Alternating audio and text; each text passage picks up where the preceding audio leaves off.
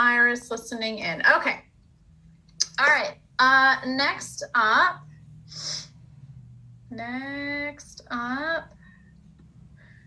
All right, there we go. All right, next up we're going to talk about compare and contrast. So whenever you see the word compare, you're always looking for similarities, okay? And then on the opposite of that, or contrasting to that, is contrast, where we're finding differences. So I'm going to give you a really brief example. So apples and oranges are both fruits, which means that they have seeds inside of them. Each apple has a skin, but orange skins are thick and easy to peel. Apple skins are thinner and do not peel easily. Oranges also contain more acid than apples, but both fruits are delicious. So if you were to ask to make comparisons, right, we're looking for similarities. So apples and oranges are both fruits. They both have seeds inside of them. They both have skin. They're both delicious. Then if we were to contrast them, orange skins are thick and easy to peel compared to, in contrasting to apples. Apple skins are thinner and don't peel easily. Oranges are more acidic. Okay, so being able to just make sure when you get that type of question, compare, we're looking for similarities, contrast, we're looking for differences. All right, next up we have identifying a cause and effect. So this slide and the next one, you'll likely see, because the next one's a problem and solution. They will ask you these questions about reading passages. So a cause is the reason that something occurs later. So because, since, as, or due to. The effect is what occurred as a result of a specific condition or the cause. So words like therefore, consequently, like the consequences of, hence, or so. So cause and effect phrases like if this, then that, or as a result of, or as a consequence. So let me give you an example. So many people think that they can get sick by going into cold weather improperly dressed. However, illnesses are not caused by temperature, they are caused by germs. So while shivering outside in the cold probably won't strengthen your immune system, you're more likely to contract an illness indoors because you have greater exposure to germs. So what is the cause? What is the effect? So what is the cause? What is the effect?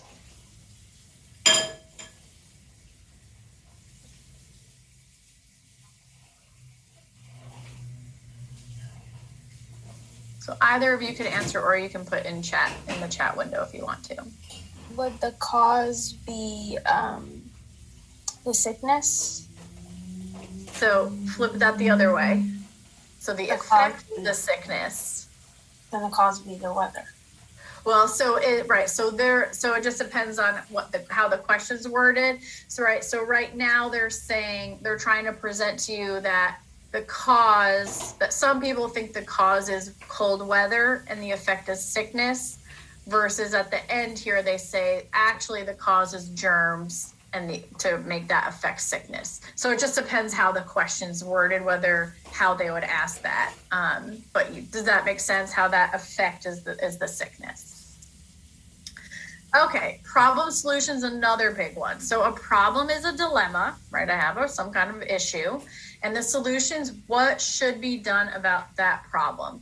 So the way that they structure these reading passages is they introduce the problem, they give a description, they give a plausible solution, and at the closing, it challenges the reader to take action. Okay, so typically problem and solution are written in some kind of persuasive way. They're trying to get you to do something, okay? Versus cause and effect is just describing something that happened or could happen. So for example, being exposed to germs, and what is the effect of that germ? Well, you get sick. Versus problem solutions, trying to persuade you to do something. Okay, trying to persuade you to do the solution, right, of that problem. All right, so let me give you an example. It seems like there has been a surge in teen pregnancies these days. Teen pregnancies make it very difficult for young mothers to pursue their dreams and meet the demands of an infant. Fortunately, most teen pregnancies can be easily prevented by using birth control. However, even birth control is not 100% effective.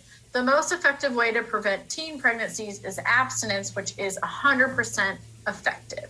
So what is the problem? And then what are the possible solutions presented? Oh, I muted you, Iris. You can unmute yourself if you want to answer. The problem would be the surge in teen pregnancy. Exactly. And then what's one solution? Abstinence. Right. Abstinence is a solution. Birth control, right, is a solution. Now I have a question for Maya, since we talked about this earlier. Is there possible bias from this author? Yes. Okay, yes, sorry.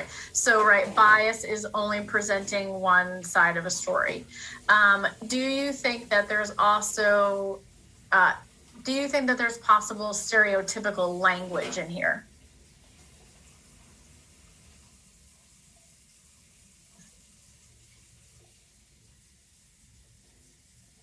No.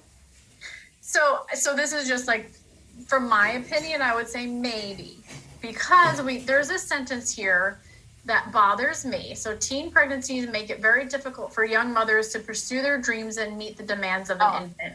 That could be true, but I think you're really lumping every teen, teen that is pregnant into this like stereotypical box to then try to convince you that you should be on birth control. And then to me, I almost feel like this paragraph is really trying to push for abstinence, right? And so to me, there's a little bit of stereotypical and there's definitely a bias, like you said. Okay, so it's like kind of picking apart like how information is presented and the wording that they use and the tone that they use. So, okay. All right. One of the worst parts of the reading section, other than reading all of these passages, is vocab. So finding meaning of words in context is always hard. I'm going to tell you right now, vocabulary was never my favorite. Never my favorite. So I get it. So we're going to try to pick apart words best we can, and I'm going to give you some things that I think can help study. For you to study for this. So first up, we want to try to look at the root of a word, which is the part of the word that doesn't have the prefix or the suffix, right? The prefix is the pre, right, means before. So it's the beginning part of a word. And then we typically have a root of a word. And then the suffix is the ending of the word. So we can just rip this apart or identify each piece best we can. So the root word mort means death. The prefix im means not, and then the suffix al means is like. So right, meaning being immortal means right, you live forever. So you are not dead. Okay, so that's what immortal means. Now, when they give you these types of questions, they will always be in a sentence, right? So there's lots of clues that you can try to pull out by using the context of the sentence, trying to look at the root of the word. If you don't recognize the root, you can maybe recognize something like, I think the prefixes are usually the most helpful. Okay. For these, and I'll show you, I'll have lists of prefixes and suffixes. So making flashcards of like the most common prefixes and suffixes can be really, really helpful. Okay. The other thing that's helpful, especially for English, is if you have ever taken another language, or if English is not your first language. So any language that comes from, that's Latin based. So Spanish, French, those languages also have many of the same similar root words that we do in English. So don't discount other languages that you've taken in school before or other languages that you may know. They can also help you. So if you recognize something, you're like, oh wait, in Spanish, I kind of vaguely remember this means that. That can also really help. So kind of draw from other things that you have. Another way to help increase your vocabulary, and I know it's so like teachery to say, is to read. And so the more that you read, every time you hit a word that you don't know, look it up. Just look it up, look at its root, look at its prefix, or maybe try to guess what it means when it's in context. So any kind of novel there's still novels that I read. I still don't know words, and I still always have to, and I look them up just because I know that always helps me. So it's just like practice. And that's always not just for the T's. That's always a good just thing for your vocabulary in general. But let's look at a practice question. This is kind of a hard one. So which of the following is the meaning of inquisitive as used in the sentence? So here's another thing before we read this to watch out for. They will give you a word and they will ask you how it's used in this sentence, because a lot of words can have multiple meanings, right? And I can think of one example, but I use it in the English section. So I'll look up another example right now while you guys think about this. So Maya's inquisitive nature led her to answer her own questions as a research scientist. So you guys think about that. Logical, methodical, curious, or careful.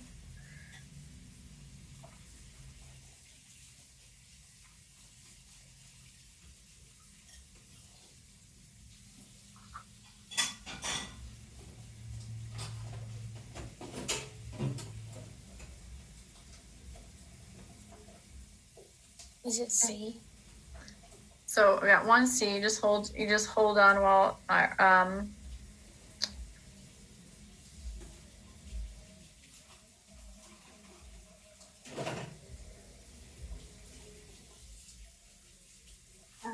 A. Okay, so we have logical, methodical.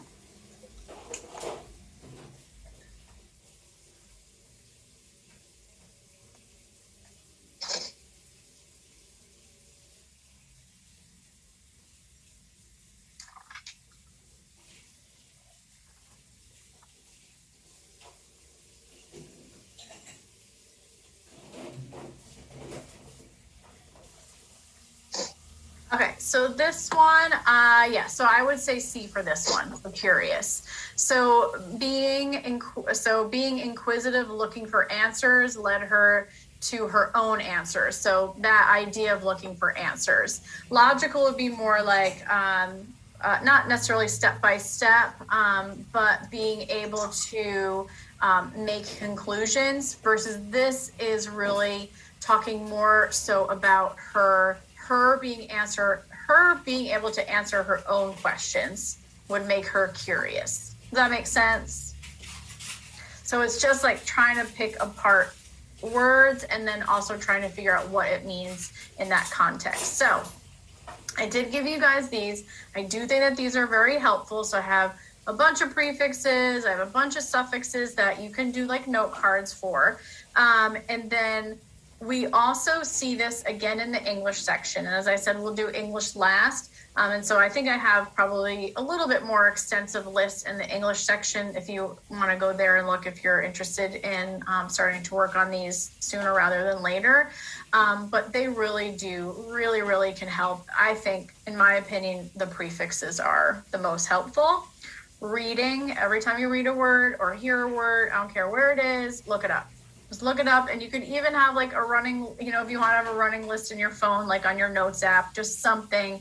It keeps you, it forces you to kind of stay on top of that. And the more and more that you see certain words, the more helpful really picking up the vocabulary becomes. But we will talk more in the English section, other ways to kind of approach vocabulary. Actually, we're gonna talk about it right now. I'm silly. Whew, girls, when I make it to sorry, I shouldn't say girls.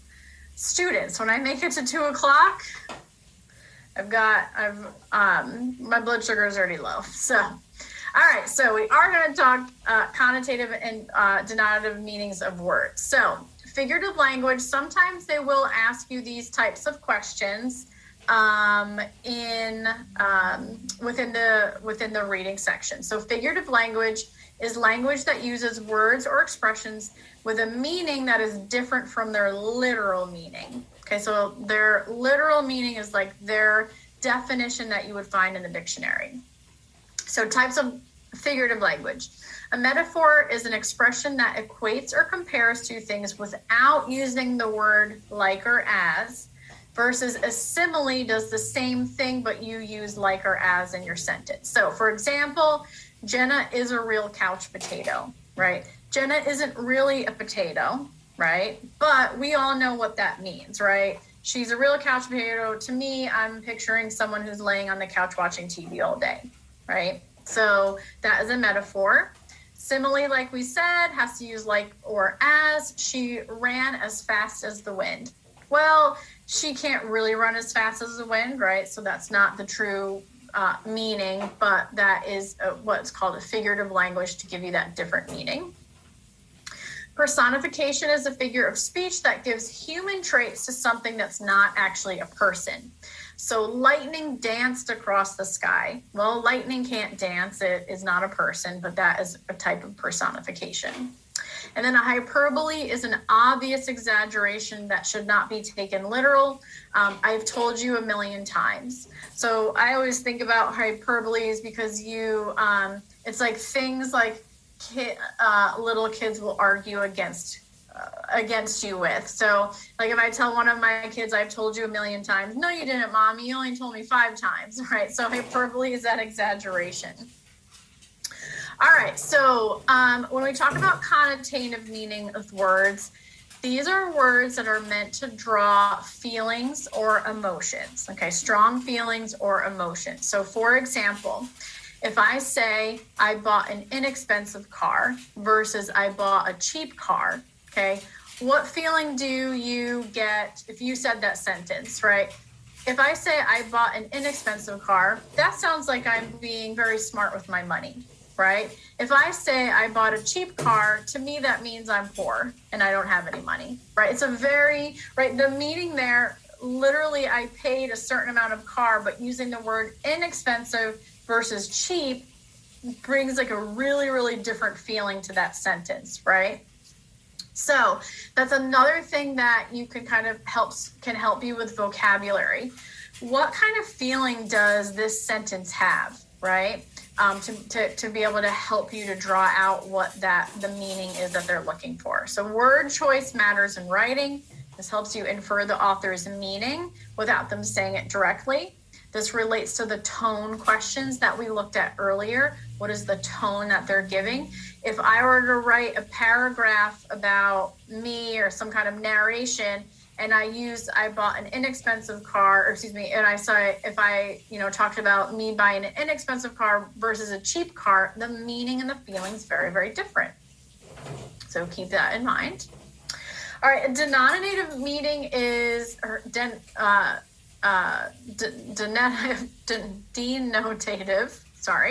is a word's actual dictionary meaning. Okay, it's actual. If you look it up in the dictionary, what does it actually mean? And like we just said, connotative is a more complex meaning of a word. It's a combination of the word's definition and its suggested meaning based on the context and emotions or associations that are evoked. So just like we saw with inexpensive versus cheap. So here's another great example. So a clique, so if you look up clique in a dictionary, really that means a set of people. But if you look at a group of girls and say they're in a clique, that has a very different feel to it, right? It's a self-serving people who exclude outsiders. Another one, a mob is also a group or set of people, but really when we use that in the English language, we're referring to some kind of angry crowd. Okay, so again, has a very different meaning and feeling. Okay, so definitely know how to use a paper dictionary, which is stupid because none of us have used a paper dictionary in years. We just type into Google define whatever word we're looking for, but the T's will still test you as if we use paper dictionaries. So in a paper dictionary, if you haven't looked at one in 100 years, there are guide words that are found at the top of each page to indicate the first word and the last word on that page. So if you're picture, I don't know, let's see, aardvark, which is spelled A-A-R, blah, blah, blah, blah, blah, but it starts with A-A. So that would be the first word at the top, and then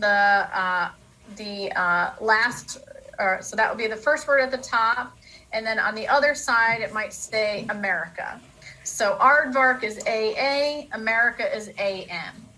Okay, so every word after aardvark, it would now go in alphabetical order all the way until we got to America. Okay, so they might give you a word and ask you which of the following words would fall between these guide words, or would be on this page of the dictionary, something like that. And so you'd have to pick out the word that would fall between AA and AM. So I don't know. I can't even think of words right now. Adverb, so AD. So the word adverb would fall between aardvark and America. So make sure you remember that, because it's just not something that we look at. I don't even know if my kids learn about how to use a dictionary in school. Actually, I'm positive that they don't. They probably never seen a paper dictionary. So just make sure that if you're picking out a word in the dictionary, it has to fall alphabetically between those two guide words. Okay, so that's the type of question you may get. A dictionary will also give you not only the meaning of the word, but also it's part of speech. So if a word is a noun, after the word, it'll have a lowercase n, usually with a period. If it's a verb, lowercase v with a period.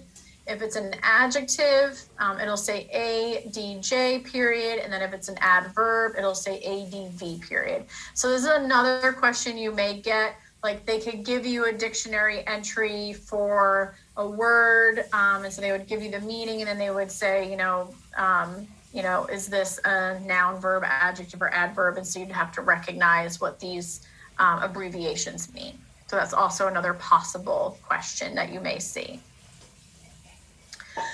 Okay.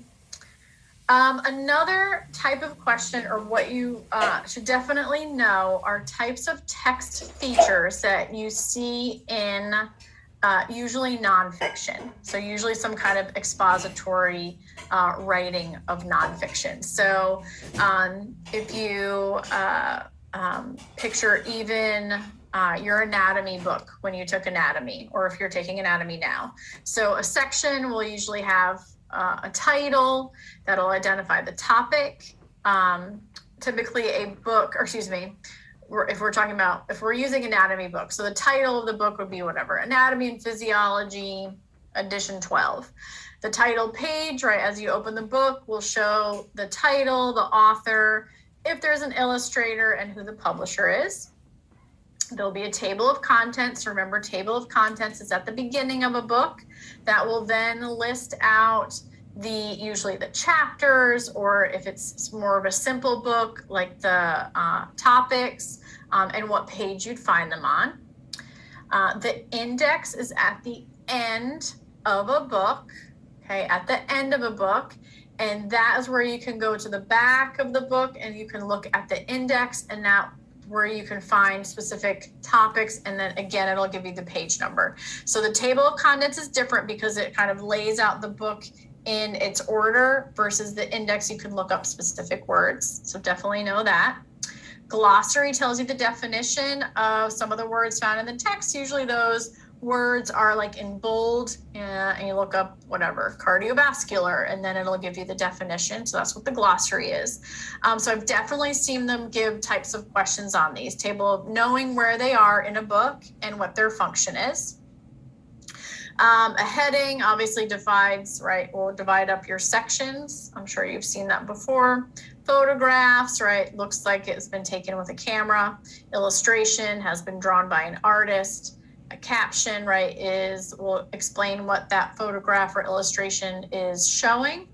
Labels, obviously will label parts of an image or an illustration. Graphs we talked about earlier shows you information in a visual way, and then tables in some way will organize your data so it's easy to read. Map we talked about last time, earlier. Diagram explains how something works in a visual way or shows, you can use a diagram to label something. We talked about bold print, italics, just makes those words stand out. Bullet points makes a list a lot easier to read. A fact box or a sidebar just gives extra or interesting information, and then sometimes you'll see a timeline where it shows the order of events. So again, for this, I would say the most important are table of contents, index, and glossary is probably the questions that I've seen most often from ATI. All right, and that takes us to types of sources. This is another big one for the reading section that I would not be surprised if you get a question on. So you have to understand the difference between a primary source and a secondary source. Okay, primary source and secondary source. So a primary source are original documents or original research. So the person that publishes that primary source, they are the ones that actually did the research, or they were the ones that were actually there when the event happened.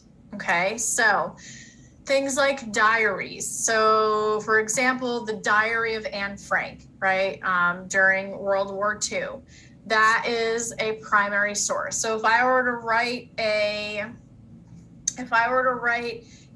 thesis paper on the Holocaust or whatever, and I wanted to use her writing would be a primary source that I could use because she was there during that time and she wrote about it, about her, what she experienced.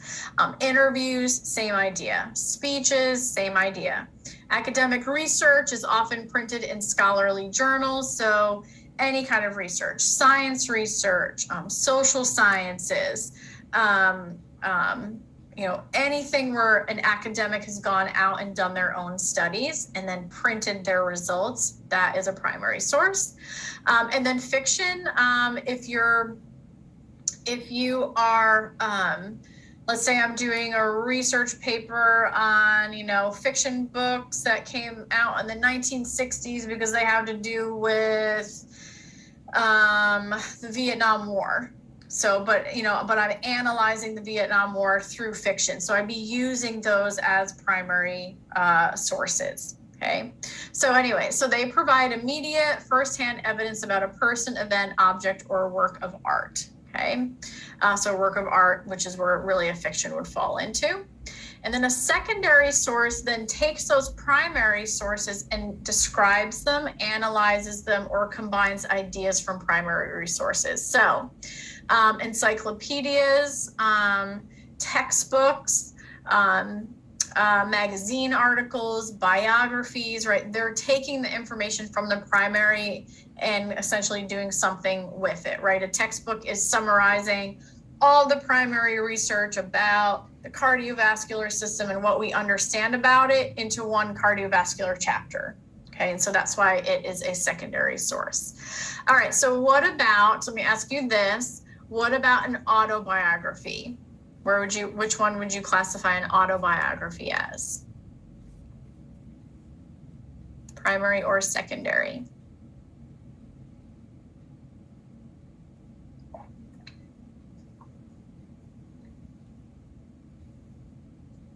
Maybe primary because it's them who wrote it.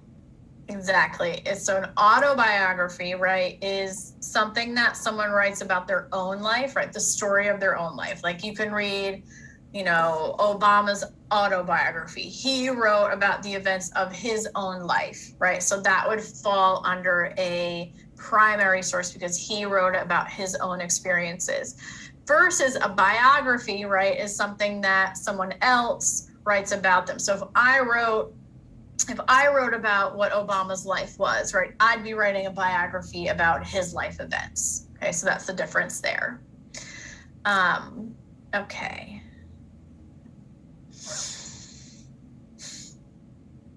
Okay, so we're going to end on, whoops, just made my chat huge. Relax. Okay, so we're going to talk about using evidence from text to make predictions or inferences. So we talked a little bit earlier about inferences, but I kind of want to end on summarizing how to then, because sometimes they'll ask you to make predictions.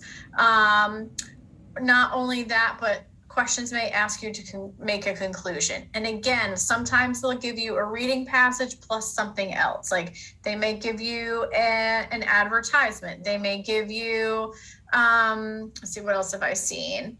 Like some kind of chart or a table. And so you have to take information from two sources and be able to make predictions from it. So the idea is to synthesize information, gather the details, and recognize their similarities and differences. So prediction is using what you know from the passage to make an educated guess of what will happen next, versus an inference is using what you already know personally and what's in the text to draw a logical conclusion. And so we talked quite a bit about inferences earlier, but now we're just going to kind of add in this word prediction, so we understand that we're making a guess of what's going to happen next. Okay. Themes. So we kind of touched on theme a little bit, but I do want to bring it up again because again, this is like helps us kind of end or conclude everything that we've done so far. So a theme is a broad concept, often thought as a universal concern that an author addresses through a given medium. Often a theme is about life or human nature that a story teaches. So you can almost think about like, what is a theme or what is the lesson that this author is trying to teach me? Or what is the moral? Like, what am I supposed to walk away in terms of a lesson about life? Okay, so always kind of focus on what is it telling me about humans? It's really an easy kind of a simple way to think about it. Okay, argument. So being able to evaluate an argument and its specific claims. We've kind of touched on this a little bit, but an argument is a point that an author believes or seems to believe is true, what the author is claiming about a debatable issue. So again, this would be their opinion, right? So they're arguing for something. Identify their supporting evidence, examine information that supports their argument, and then you would need to evaluate its relevancy and sufficiency. So again, where are they getting their information from, right? What is their source? Things like that. So to be able to determine whether that is reliable. So let's do a quick example on that. All right, so today's lesson, Hip Hop by Anita Perry. So year after year, most literature classes cover the same authors and genres. It's time that educators make a change. For teachers to keep current and engage students, we must allow students to read diverse texts from their own generation. As a first step, hip hop should be included in the literature curriculum. This suggestion is not as odd as it may seem. After all, hip hop is simply another form of poetry, as are all song lyrics. It contains rhyme scheme, rhythm, and meter. In addition, hip hop lyrics deal with the same timeless themes as other forms of poetry, including heartache and the challenges of growing up. In many ways, today's hip hop artists are contemporary versions of Shakespeare and Emily Dickinson, only with a modern, fresh perspective. So what would you say is the author's argument? What is the reason the author is making this argument, and what is the supporting evidence? So someone tell me what the argument is.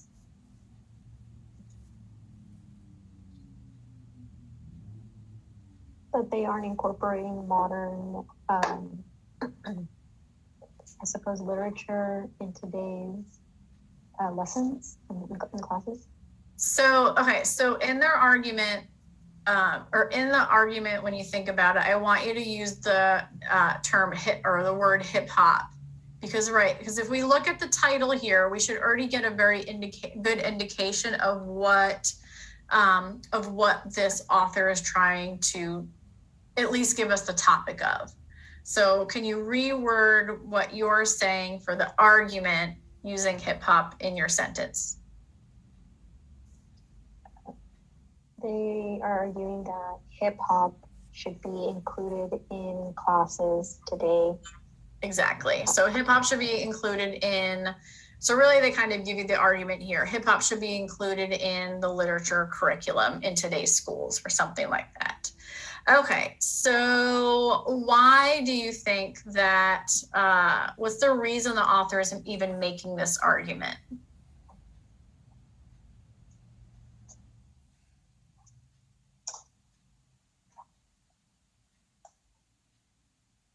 She says that that hip hop artists are contemporary versions of the Shakespeare and Emily Dickinson, but they're more modern and it's a fresh perspective. Yep. And why? And so really, if we think about the reason why the author is making it, like, why is she even telling us this? Like, what is her point? I would say this is probably supports her point.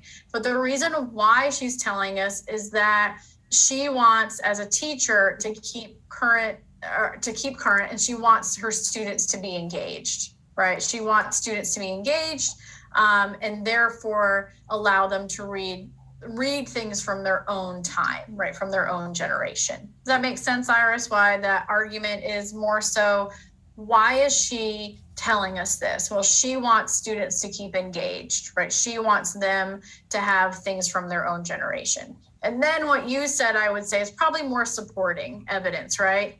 Shakespeare and Emily Dickinson of their time, right, would have been the contemporary version then. Let's see, other things. Let's see, hip hop is poetry, right? So you're getting that perspective, and then describes how it functions as poetry. The hip hop has the same themes as in literature, heartache and the challenges of growing up and so on. Does that make sense? How there's like a slight difference there? Yeah. Okay, awesome. All right, and so this kind of pulls together what I had said earlier, just being able to integrate information from multiple sources. So again, a question you may get may have something to read and then a diagram. Sometimes it'll give you a longer passage and then like a poem. And so you kind of have to pull from that. So I'm just kind of warning you of that. All right, and then my last slide before we're going to do an example together is what I call random and ridiculous. These are things that the TEAS tests for, but just some of them just seem like unnecessary because we never use them anymore. But first up is an almanac.